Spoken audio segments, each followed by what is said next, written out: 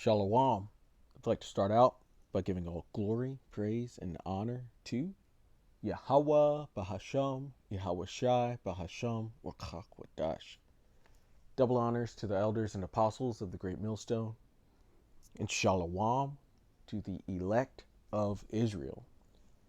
This is the Mayim in Atlanta, and I have this BBC article pulled up, came out a couple days ago, and it says, how should countries deal with falling birth rates? And the simple answer to that is to practice and enforce the law, statutes, and commandments. Without them, you're just going to produce death. But actually instituting the law, statutes, and commandments brings life.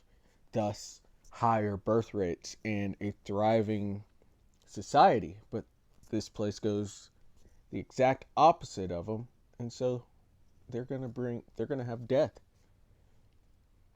But getting into it, it says the first thing you need to know about the so-called demographic time bomb facing countries such as the UK and US is to never call it that. But that's in fact what it is, because they're not going to have enough replacement workers, basically. And this isn't just a problem in Western nations, it's also a problem out in Asia, especially Japan, with their what do they call those men?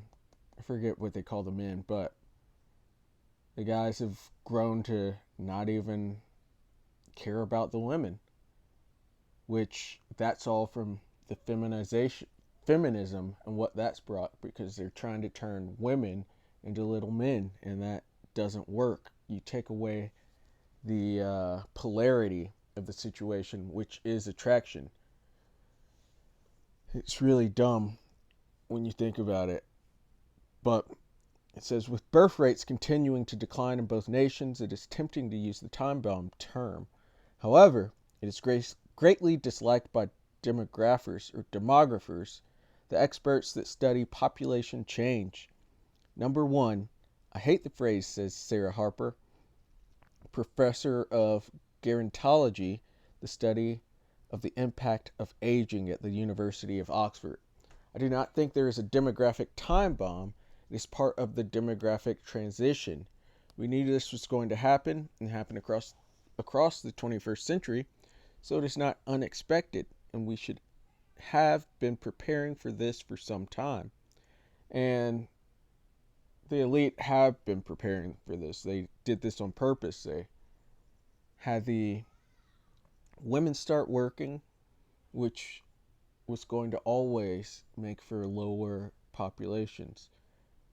And you got them going to school, sometimes post-grad and past that, and then trying to get their careers going. And within that time, they've eaten up more than half of their fertility years, because women have roughly more or less 20 or so years, a little more, to actually have children.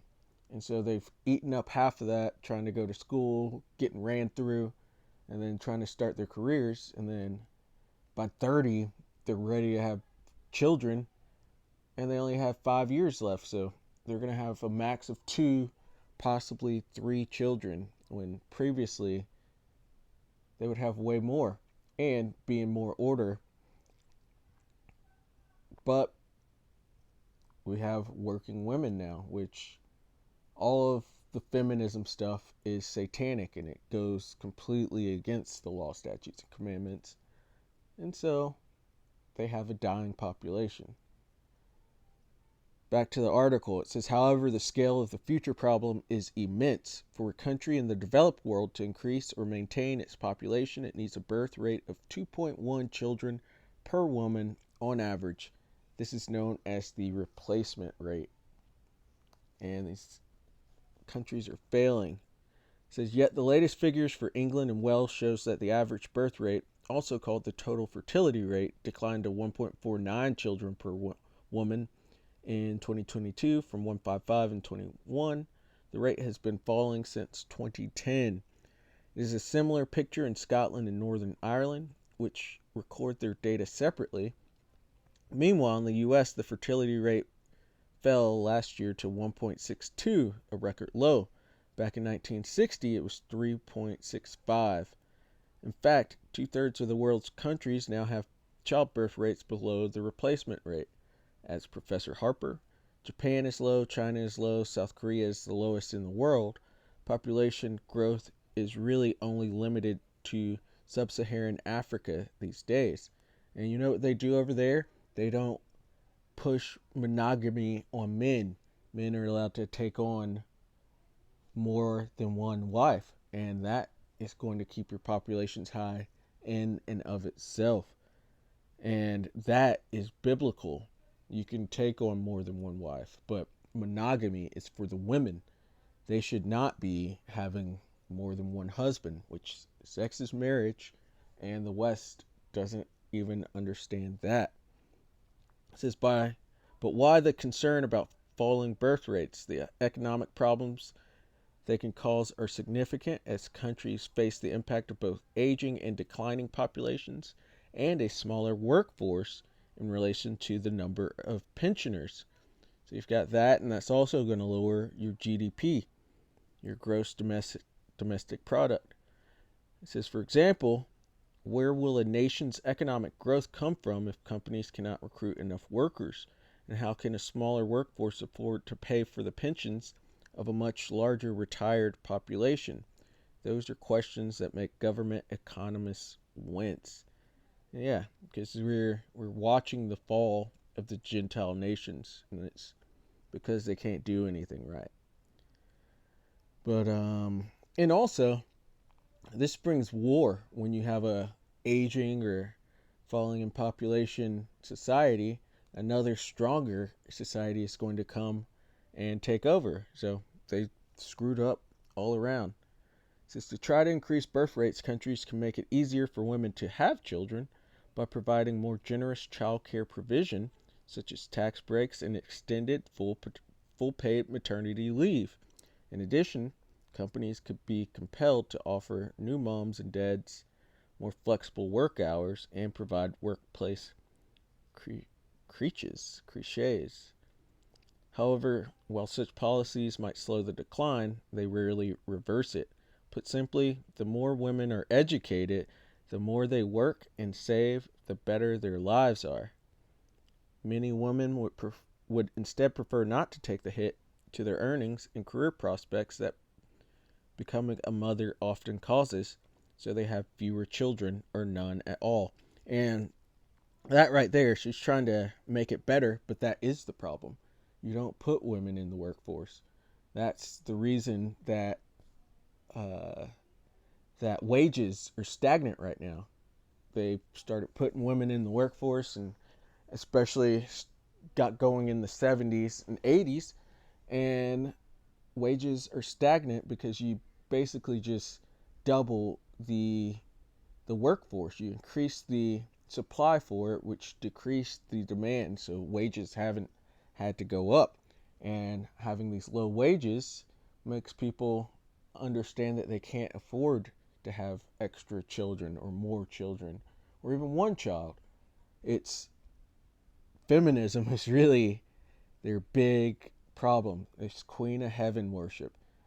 You women have a duty, and that's to be wives to their husbands, not to be career women and servants to their bosses.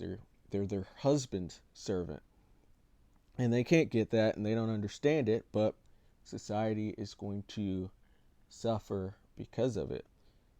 They just completely transgress the laws, and that's where we are going to go first. Isaiah 24 and verse 5 says, the earth also is defiled under the inhabitants thereof. So this place is polluted. Everything is backwards and in complete confusion. Their populations are dying off and not replacing themselves. And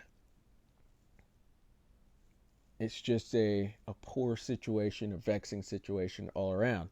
I don't care that their birth birth rates are falling, I understand that it's prophecy, especially for the Edomites, which we're going to go later. But, or Lord willing, we go there later. But it says that I've made thee small among the heathen, thou art greatly despised. The Lord has taken the Edomites and reduced their populations and their significance, because it's a double meaning there.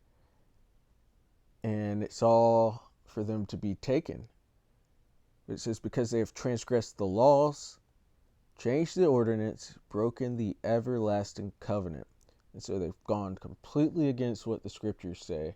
They don't enforce marriage. They don't enforce adultery. The marriage is such a sham and so one-sided towards the women that the men have realized that it doesn't make any sense to get married, and thus reducing the population even more. They've just done everything wrong, and they're going to have to pay for it. Let's go straight to that Obadiah, because we just spoke of it. And it's Obadiah 1 and verse 2. Behold, I have made thee small among the heathen, thou art greatly despised. So the Lord has made them insignificant, because everybody sees the liars and the wicked people that they are, that being the Edomites, the so-called white people, and those small hatters over there. That's who this is speaking of, and they are greatly despised. People see their lies, they see their ways, and you see their population decline. They're even taking some of these migrants from the border, especially of the Latin nations, and having them write down that they're Caucasian, so that they so-called Caucasians don't lose their majority position. But they've most likely already lost it. They've had to expand that criteria for a very long time. I even know certain Iranians, they have marked as Caucasian, and it used to not even include the Irish and the Italians, because a lot of them are from the stock of Jacob, and so they used to not include them, but they've had to keep expanding so that they could claim to be the majority. But it's not going to work out. They're being prepared for the slaughter. But I wanted to go and check out some of the laws on marriage, because these could help these people, but they're not going to listen. They've taken on this book and they do the exact opposite of what it says. This is Exodus 21 and verse 10. If you take him another wife, and so polygamy, that's how the Lord made the world to operate. Men produce millions of sperm cells every day, and that's not just for one woman. In our kingdom, the kingdom of Israel, under Yahushua, he said a little one will be 1,000, will become 1,000. That can't happen with just one wife. And you see what it's done here. And it also, just having one wife gives her all the power, or gives her a lot more power than she's supposed to have. They don't do well with power. It says, if you take him another wife, her food, her raiment, and her duty of marriage shall he not diminish.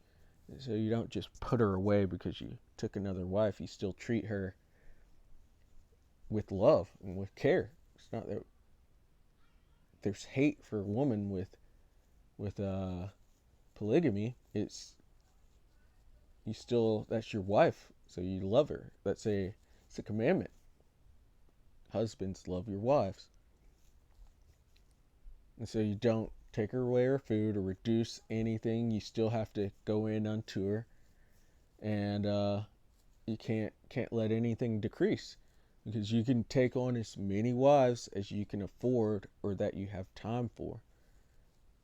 Which, even the time for thing, I'm just saying that in a thinking of how having too many could be a hindrance, but it's really just what you can afford. You can have as many wives as you can afford. That was me speaking as a man, saying the time. Salakia. And if he do not these three unto her, then shall she go out free without money. So there's no alimony or no splitting up the house or splitting up anything. You let her go. And that the children are the man's seed, so the children stay as well. And by doing this and not making divorce easy and a payday for these women, you cut down on hypergamy, which hypergamy is a really big reason why there's low birth rates, because these women monkey branch from man to man. They're the ones who are they initiate something like 70 to 80% of the divorces in the US, and the more you educate them, the more likely they are to divorce. And so you do everything as a society to cut down on hypergamy.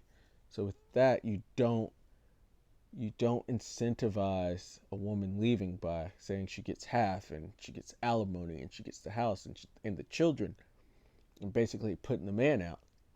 She gets nothing whatsoever. And that will, if you enforce that alone, that would help increase the birth rate, but Esau ain't going to do it. And we don't want them to. We want to watch them suffer for making us live through such a hellish time here in Babylon. But it's Leviticus 20 and verse 10. And it says, "And the man that committeth adultery with another man's wife, even he that committeth adultery with his neighbor's wife, the adulterer and the adulteress, shall surely be put to death." That's another huge problem. These women are out here committing adultery. And if you read it, you can tell this is only speaking of a married woman and a man going into a married woman. Once she has her one husband, she can't go stepping out at all, or this is a punishment unto death. It's not for a man going into a single woman or a uncommitted woman. It's only for women, for married women, and a man going into a married woman. This is basically the one big thing they can't do, but they can't not do it. So you enforce it by death, and that will make marriage stronger, and it will, especially because men right here and now are seeing the amount of adultery that women commit, and they know that to not take them seriously and to not fully commit to them, especially with marriage and having children with them. This is something that needs to be enforced in a civilized society, but this place is savage and it is not civilized, so they don't enforce adultery. And they even go as far to, they're always talking about cheaters, and they call men cheaters when men cannot cheat. It's only for women. But this place pushes equality, which is an imaginary idea, and they're going to get the worst of it because of their imaginations. Let's end it off here in Job chapter 27 and verse 13, because Esau has put this book on himself and tries to act like they're the people, but they do everything opposite, and it's all going to backfire on them. But the Lord is going to hold them to that standard, since they've committed blasphemy and held the book up like they're the people.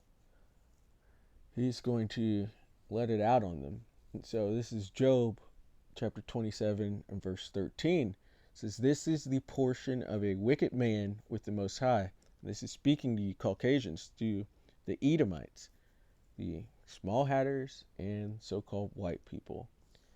Which, while I'm at it, Israel's been scattered throughout the four corners of the earth, so there are some so-called white people that actually go back to Israel. Not all white people are of the stock of Edom. They could go back to another nation as well. And so, not all of them, but the wicked of them, that's the wicked of the Bible. This is the portion of a wicked man with the Most High and the heritage of oppressors. And who else could you thumb as the oppressor? It's the Edomites. It says, which they shall receive of the Almighty. So the Lord He's got a present for them. He's got a gift for them. It says, if his children be multiplied, it is for the sword. So you know they're going to try to make their populations come up. But even if they do, those children are for the sword. And even, it was about a year ago, 2 years ago, they tried to get rid of tried to make that big A word, where you pass your child through the fire when it's still in the womb. They tried to get rid of that, and behind that, it was the population thing, which, why would you allow that? Why did you ever allow that? And they allow women in this nation to get rid of their children for any reason whatsoever. They're totally fine to just go drop a child off at the fire department or in a trash can or wherever, or even murder their babies or unalive them. And there's no consequences for these things because they're they're just a bunch of simps, and they let these women do whatever they want. But at the same time, this goes back to Queen of Heaven worship with the passing your child through the fire within the womb. That goes back to worshiping Moloch. And all these things create a lower population, lower birth rates. Really silly that they even complain about it. It's like, what'd you expect? You let them do whatever they want. It says, if his children be multiplied, it is for the sword.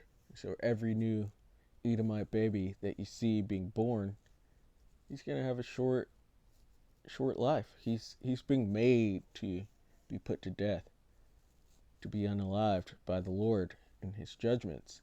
It says, and his offspring shall not be satisfied with bread. Because especially in the kingdom, they are going to be in a wanting position. They are not going to. This was their portion here on this side, and it's fastly dwindling, and people are already looking at them side-eyed, and the curses are falling onto them. We had to go through that, and so Esau's going to go through it, but double. It says, those that remain of him shall be buried in death, and his widows shall not weep, because those girls are turning towards Jacob and not even looking at Esau anymore. And that's another problem with them. They've allowed their men, and they push it for the men to be feminized and to be alphabet lifestyle and teas and all these things. And women aren't attracted to that. They like manly men. And so that's another reason why they're not breeding and producing. But it's something that Esau wants. He wants to depopulate the world, and this is actually affecting their own people, which is not very smart. His wisdom vanished from Teman, and it appears so because these pits that he's dug for Jacob, for the Israelites, who are the Negroes, Latinos, and Native Americans, as well as are scattered, these are all turning onto Esau now. They're falling into their own pits, and it's not going to work out for them. And so, Lord willing, that was edifying. I'd like to give all glory, praise, and honor to Yahweh Bahasham, Yahweh Shai Bahasham, Rakakwadash. Double honors to the elders and apostles of the Great Millstone, and Shalom to the elect of Israel. Shalom.